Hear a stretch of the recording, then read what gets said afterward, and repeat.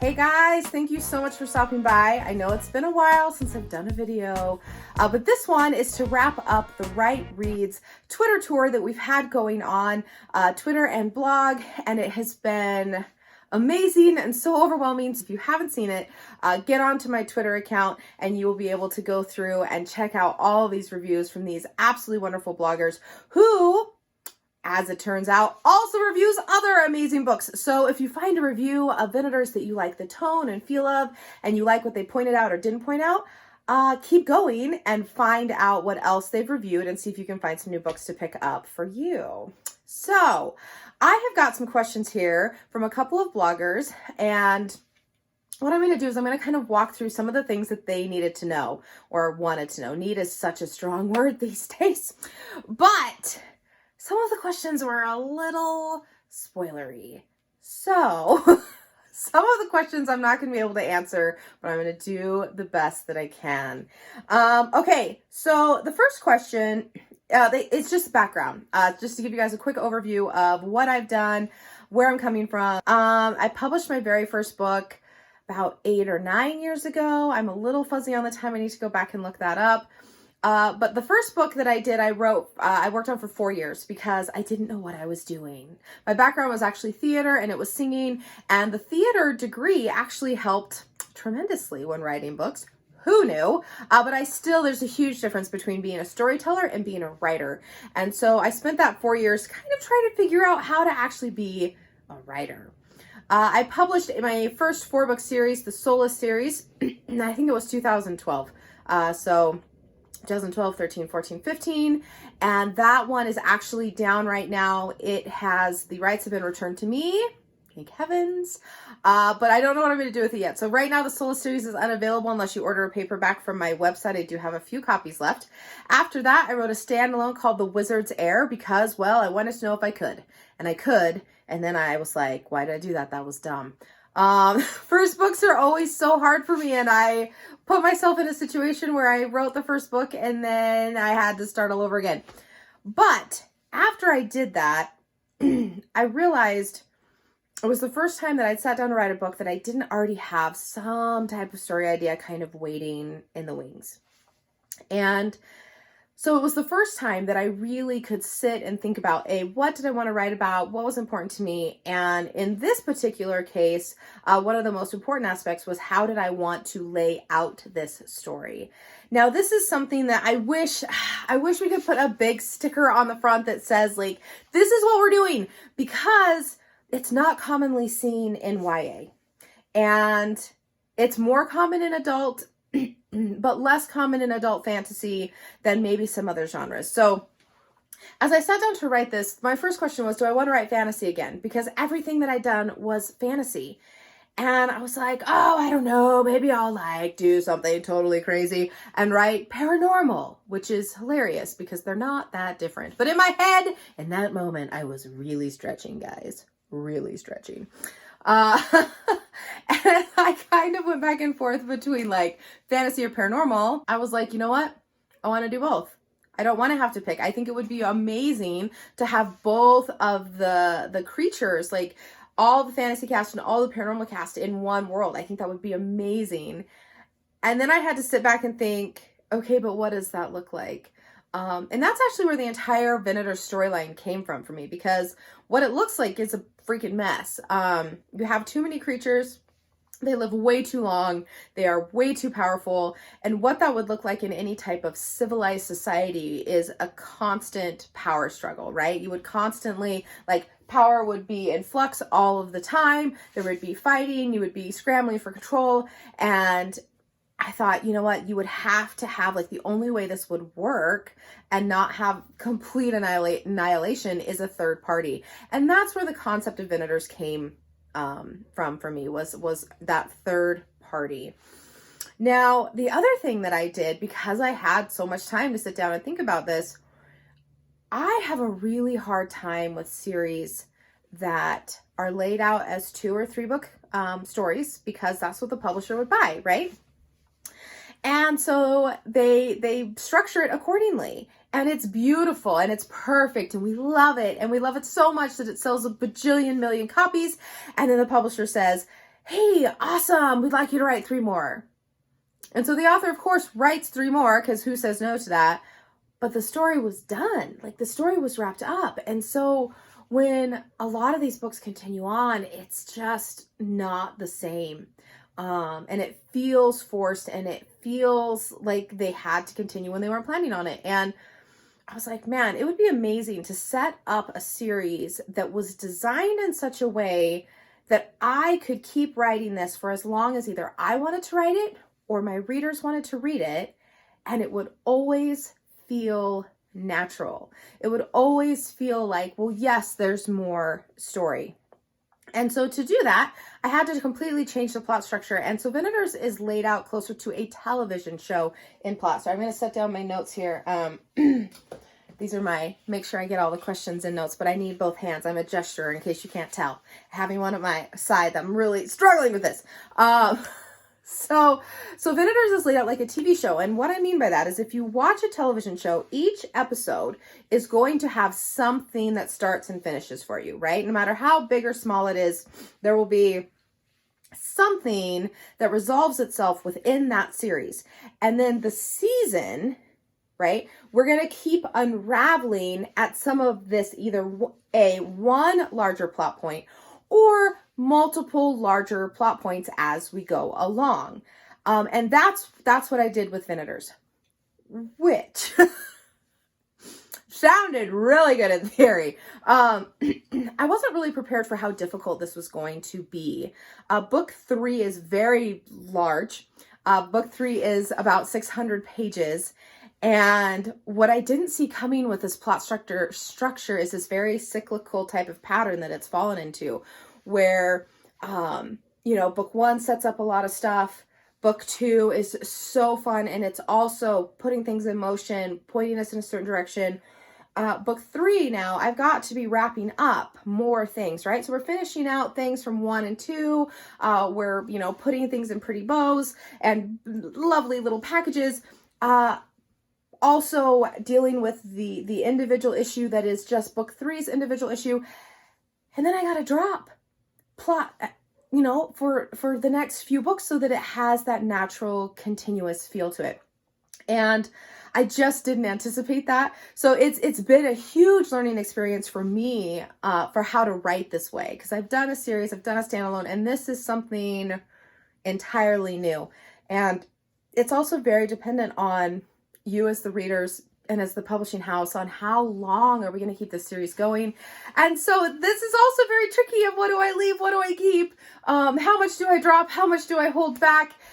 It's just, but you know what? The challenge has been amazing. And the response for book 1 on this tour has been just phenomenal. And so if you guys love this, it's worth the work, and it's making me a better writer. So hard is not always bad, right? Book 3 is super fun. I cannot wait for you guys to get your hands on it.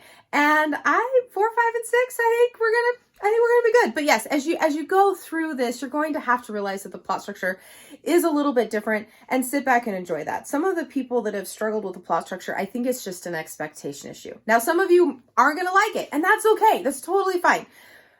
But there's also an expectation of they're waiting for more, or they're thinking that something else should be wrapped up, and they're frustrated when it doesn't. And so I wanted to get that out there. Serial style series. It's going to be a blast. Just sit back, relax. It's like television on the pages, with all the depth that you wish that it could have, but it can't, because there's not enough minutes in a television show.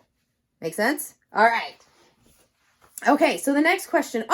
Publishers. So I published Venators with Brown Books, which is not Little Brown. It's an independent publisher out of Texas. Now, why does that matter? Well, 1, they've been amazing to work with. 2, although I had written 5 books before, I had published them either myself or with a small publishing house, which meant to, the big guys, I'm still a new fish. This particular series I knew would be a difficult, if not impossible, sell. The larger houses don't like to invest into a unlimited series with a new author. That's a very risky position, and I understand and respect that. And so I knew that I couldn't pitch this to an agent. I knew that they would be like, no, honey, you can't do that. And so when I pitched it to Brown, Tom Rowley from Brown Books really saw the vision of this and saw the potential in this, not only as a book series, but with, you know, television, with video games, with, I mean, there's so much potential within this world that's been created to just go. The sky is the limit. And he saw that. And so they picked it up, and they have taken an extremely personal vested interest as this series has continued. Books 2 and 3 were published under Brown Books as well. And they, like, Tom and Millie both have been just my personal defenders. And they have fought so hard. And you know, here's the thing. There is a lot of things that people look for in publishing, and there are a lot of things that are really important in publishing. And the one thing that a lot of people don't think about until they're in it and they don't have it is having those people within the company that have got your back. And I can't tell you the difference that it has made. And I will never take that for granted. Like, Brown Books has always had my back on this, and I know that I can count on them, and I never have to worry about whether, you know, they're going to push as hard as I am on this. And that is invaluable. It's invaluable. Okay, next question. With this series structure, there are a lot of species in Venators. The question was, why did I choose to put so many species in, and how am I working with that? So there are very few species that you aren't going to find in Venators. I'm not even sure which ones those are yet, but I'm sure there will be something that I don't put in there.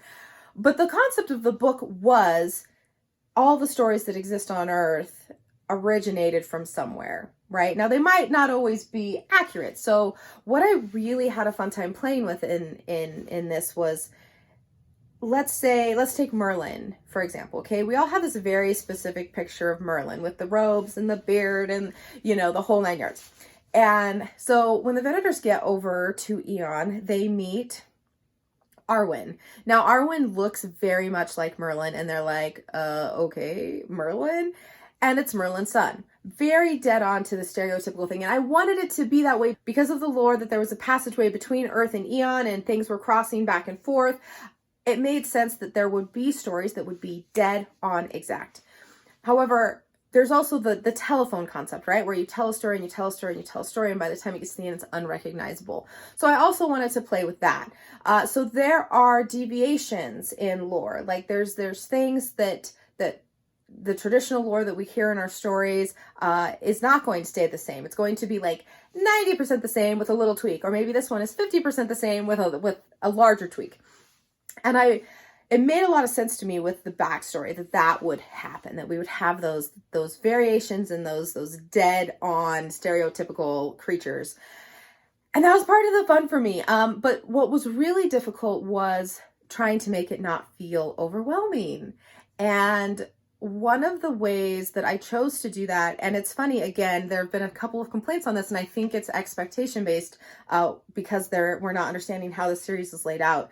But one of the ways to not make this feel very overwhelming is to discover the world with Gray and Ruin. So they go through the gates, and if Tate were to just sit them down and say, here's what we're looking at, oh my gosh, it would be so overwhelming. It would be too much. And so he told them really what was necessary. And then we discover these different creatures and these different problems as they are moving through the world. And my hope in this, and I think that I did manage to succeed, is that it manages to take something so astronomically large. I mean, we're talking like D&D universe large potential. I mean, there's just so much that we haven't even got to yet. So we take that thing and we really boil it down to a discovery, like a thing by thing discovery basis, which allows it to be manageable not only for the characters and the storyline, but for you as the reader. So that's how I'm choosing to deal with that. And that in of itself has got some really fun dynamics that I can work with within the storytelling and the dialogue, and the pacing is those discovery moments that are really great. The Summon Fantasy blog asked 2 questions. She wanted to know what was the hardest scene to write and what was my favorite scene. I don't know. They're all hard, guys. They're all hard. Battle scenes are always tricky for me, but they're usually the favorite things that I do once I'm done with them. I really enjoy the final product, but it's not easy. When I first started writing, battle scenes were the weakest thing that I did. I think they're probably my strongest thing now, or one of my strongest things, but it's because I was so bad at it. I had to work so hard to get better.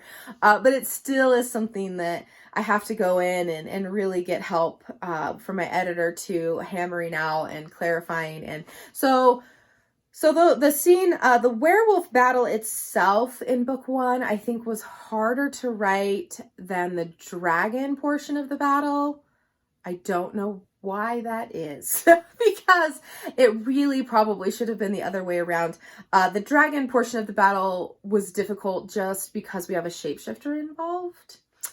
And so I had to really make sure that I'd covered all of my bases with that so that we didn't have people being like, wait, why didn't he just do that? And more answers to that question will come out as the books progress, particularly in book 3. You get like almost all of the answers around Beltran's shapeshifting ability.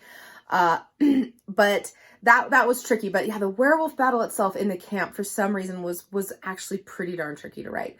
My favorite scenes are usually anything with Beltran in them.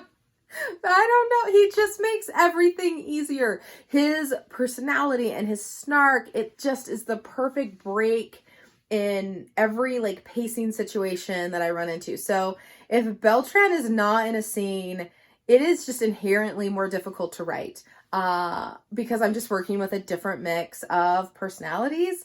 And to keep that wit and pacing there, if you have 2 characters who don't drop a lot of particularly witty lines, it's harder.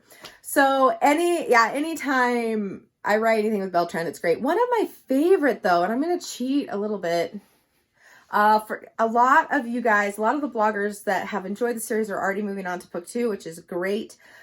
So I'm going to answer the question. I'm going to use book 2. I'm going to cheat just a little bit. There is a scene in book 2 where Beltran is in a tower with Verda, and she has a punishment that she's been given by Dimitri, and he's trying to help her through that. Ruin gets involved, and I don't know what it is about that scene, but that was probably one of my most favorite scenes to write. Like, it's in the top, period. Like, it's in the top of all of the stuff. That was just... It flowed. It was easy. I liked the mix in that scene of snark and wit and heart. I love combining those two, and I feel like that scene just really did it well. And yeah, I think that's what I'm going with for that one. Okay, we're almost done. We're almost done. Irresponsible Reader asked. It's a good question. Okay, so he would like to know, why are Venators immune to vampire bites and werewolf bites, but not to things like incubi and succubi? So this is a good question, and I had to think. I was like, okay, is this spoiler? And it's a little, so I'm not going to give all the details because it is a little spoilery and it comes out in book 2, so I think you can get there. So the Venators are immune, vampire and werewolf. And in book 2, it talks about exactly how that was done. Gray finds some information and realizes actually the development of the Venators and how those things were created and done, and it's kind of awful. And it's definitely a social commentary. There are multiple social commentaries in this, and it's very intentional on all accounts. But so this particular one, there is a way and a method that this was done. Now, the reason that this is different than, say, incubi and succubi is that incubi and succubi are magic. And the Venators cannot be genetically modified in a way to make them immune to magic. So they do have an advantage from the layman, and that is specified in book 1, especially when Gray has the interaction with, I forgot my succubus's name. That is so cool. Tashara. Guys, names are so hard. When Gray has his interaction with Tashara, she talks about how strong he is. And there is a precursor line, and I would have to look and see where that was, in there somewhere, that they have like a slight advantage over a human. And that's just because they're stronger, just generally stronger people, but they are definitely not immune to that, and it's the magical aspect of that versus more of a scientific blood line genetic type of system that works with the vampire and the werewolves. The irresponsible reader said he thought he knew the answer to that. So, sir, I am curious, did you get it right? I bet you did. I'm pretty sure you were probably right. But yeah, that's where it came from that one. Okay, so this is what I would like to do. You guys, thank you so much for tuning in and listening to the feedback on this. This is great. If you liked what you saw, if you've read the book and loved it, if you just think I'm a total dork and want to see more of me, we can do that too. Do you like how a total dork and want to see more as opposed to never want to watch a video again? Positive thinking. Positive thinking. Come find me. So there's a Devery Walls fan page for Venators, which you can totally go and like that. I need to be better at posting. If you friend request Devery Walls author, I will accept that friend request, and we are in the middle right now of setting up an actual fan group. And I'm so excited about this because we're going to have some exclusive content appearing in there. We're going to have me pop in for some live readings, some live Q&As, stuff that you can really interact with me about this series, as well as just get on and converse with your fellow readers and talk about your favorite parts, what you didn't like. Also, we are hoping that you guys will post things like fan art and fan fiction, and I'm going to be kind of trolling the page a little bit in the background because I'm not running this page, but I'll be heavily active in it. But I'm going to be trolling it for fan art and fan fiction so that I can share on some of my other social media platforms with your permission, of course, and also giving you guys credit and a link back to where you are at for them to find you. But anyway, so it's going to be a lot of fun. So please come find me, Devery Walls author, and that way you'll be in the loop for finding the fan group. Devery Walls page, you can also go and like that, as well as you can like this particular YouTube channel and sign up for notifications on that. We're going to be looking at doing some more stuff with the YouTube this year. And now with this coronavirus craziness, like I may have more time to figure that out. So stay with me. You guys are awesome. Drop a comment below if you have anything you'd like to say, add, want to know. And don't forget to check out that Twitter feed, Devery Walls again. And you can check out all these amazing bloggers and link to their stuff and find some new people to follow because there are some just amazing reviewers out there. Thanks so much. You guys are awesome. I'll talk to you later. Bye.